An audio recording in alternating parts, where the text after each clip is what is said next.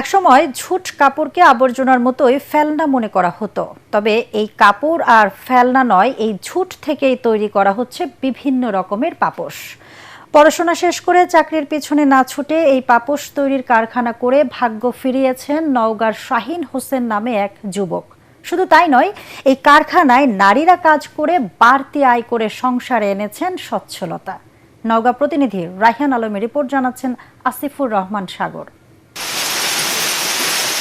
নওগাঁর বদলগাছি উপজেলার ভান্ডারপুর গ্রামের যুবক শাহিন হোসেন পড়াশোনা শেষ করে চাকরির পিছনে না ছুটে চালু করেন পাপোশ তৈরির কারখানা। এরপর তাকে আর পেছন ফিরে তাকাতে হয়নি। 12টি মেশিন দিয়ে শুরু করলেও এখন তার এই কারখানায় রয়েছে 120টি মেশিন। প্রতিদিন তৈরি হচ্ছে 2000 পিস পাপোশ, যা স্থানীয় চাহিদা মিটিয়ে যাচ্ছে দেশের বিভিন্ন প্রান্তে। আগে শ্রমিক 12 জন ছিল, সর্বমোট এখন আমার শ্রমিক আছে 70 জন। আমিও স্বাবলম্বী হয়েছি এবং আমার যে 70 জন শ্রমিক আছে তাদের স্বাবলম্বী হতে পারতেছে। তার এই কারখানায় কাজ করে বাড়তি আয় করছেন নারীরা। অনেকের সংসারেই ফিরেছে সচ্ছলতা।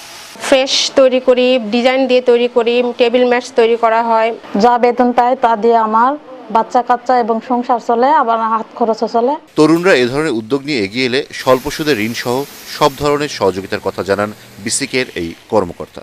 খুবই স্বল্প সুদের ঋণের একটা ব্যবস্থা আছে, যে একদম সহজ শর্তে আমরা ঋণ দিই। প্রোডাক্টের তারা মার্কেটিং করতে চায়, যদি কোনো জায়গায় ব্র্যান্ডিং করতে চায়, সেক্ষেত্রেও আমরা কিন্তু সুযোগ সুবিধা দিয়ে থাকি। শাহিন হোসেনের সফলতা দেখে স্থানীয় তরুণরাও চাকরির পেছনে না ছুটে উদ্যোক্তা হওয়ার স্বপ্ন দেখছেন। Bureau report, ATN Bangla.